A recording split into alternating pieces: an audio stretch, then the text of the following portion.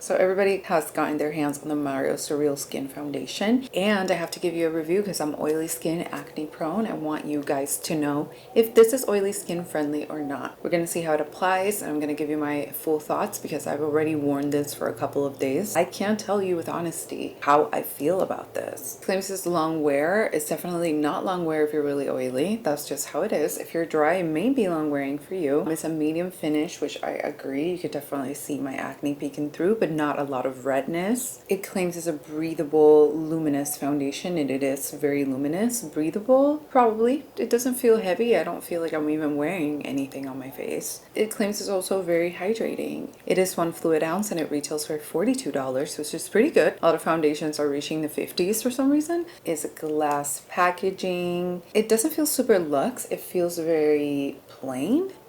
It has a pump. It's very creamy, and I am in the shade 3W. W stands for warm. Make sure to give it a thumbs up if you love foundation reviews on oily, acne-prone skin, and subscribe. I got more reviews coming this new year, and I'm so excited. So let's hop right into it. Let's get right into the demo. So it's very creamy, doesn't really drip. I'm gonna use a brush. This is a buffer brush, flat. Covering up the acne pretty well. This foundation brush really gives me good coverage. I'm just tapping on the areas where I want more coverage. It's a pretty great match. This is 3W. I am a 4 in the Luminous Silk in Giorgio Armani. You look dewy, you look radiant. Alright, so that is the coverage on this side. I don't really have any active blemishes on this side. Okay, so after applying it all over my face, I still have some in the back of my hand. 1 full pump could really be all you need and more. I'm gonna layer it a little bit on the acne.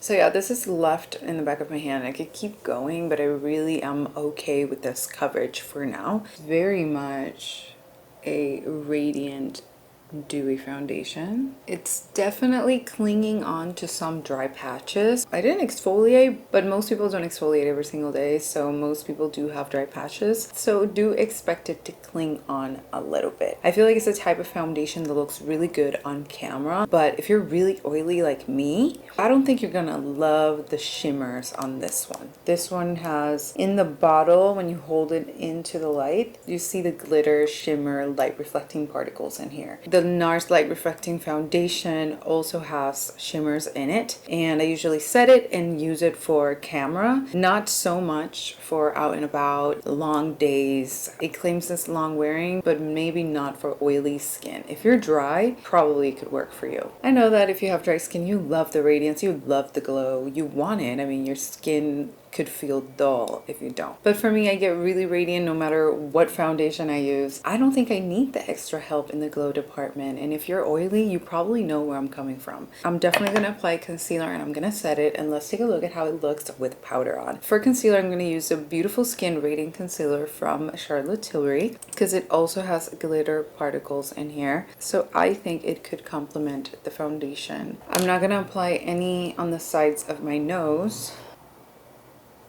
This concealer is okay. It's brightening. It looks really nice on camera, but I think it's also one of those concealers that don't wear as beautiful as when you first apply it if you're really, really oily. Okay, so I went ahead and applied powder. I thought I was recording that part, but I sadly didn't. You could definitely see that now my skin looks more mattifying, more set. This foundation really does enhance your pores.